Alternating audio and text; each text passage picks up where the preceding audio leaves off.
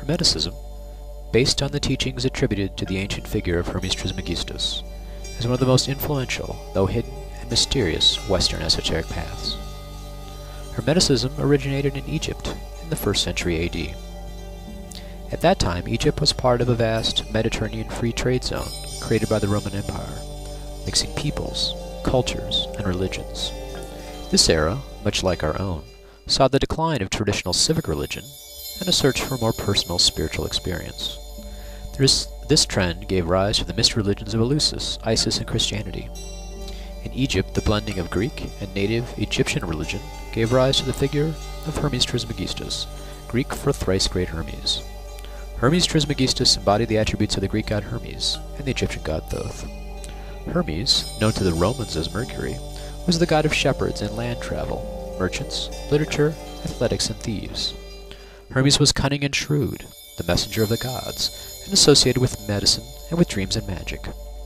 Thoth was an Egyptian moon god, and thus by analogy to the moon's phases, the god of time and seasons.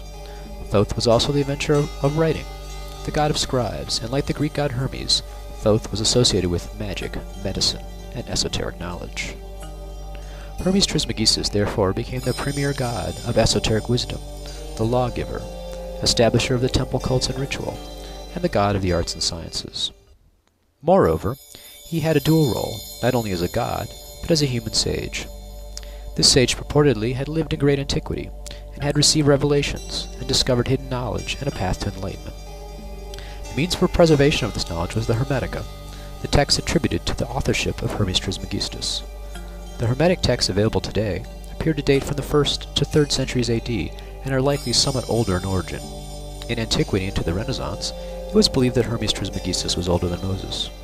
When it was discovered in the 17th century that the text dated to around the birth of Christ, this was felt by many to be not only debunking of their ancient origin, but also of their content.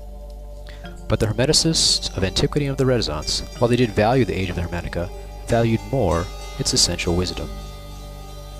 The technical Hermetica, consisting of hundreds of texts of astrology, alchemy, and magic attributed to Hermes Trismegistus, and the more philosophical Corpus Hermeticum, circulated throughout the Roman Empire, where they had a wide influence on the practice of the Hermetic arts, upon philosophy, particularly Neoplatonism, and upon the theurgy, that is, the divine magic epitomized by the late classical sage Iamblichus. As the Western Roman Empire fell in the 5th and 6th centuries AD, much of its learning was preserved by the East Roman Empire of Byzantium. From Byzantium, this knowledge spread to the new Islamic civilization in the 7th century AD. A key factor in the spread of knowledge of classical Greek and Roman civilization were the Sabians of Haran, a city in modern-day southern Turkey.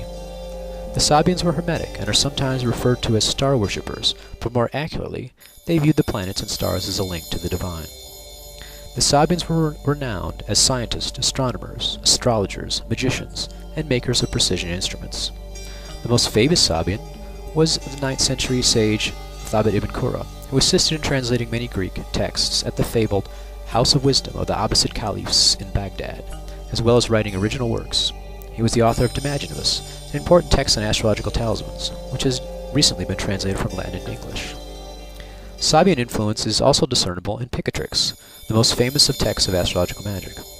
Thus, the Hermetic arts and philosophy passed into the Islamic civilization of the Middle East and exerted a profound influence upon it. In the 12th century, Europe had recovered sufficiently from the Dark Ages to begin receiving the classical arts and sciences from the advanced Islamic civilization.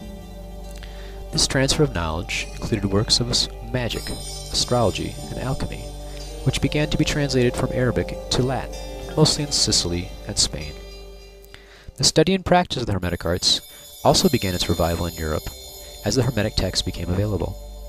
A key event in the mid-15th century was the translation by Marsilio Ficino of the philosophical Corpus Hermeticum at the request of Cosimo de' Medici of Florence.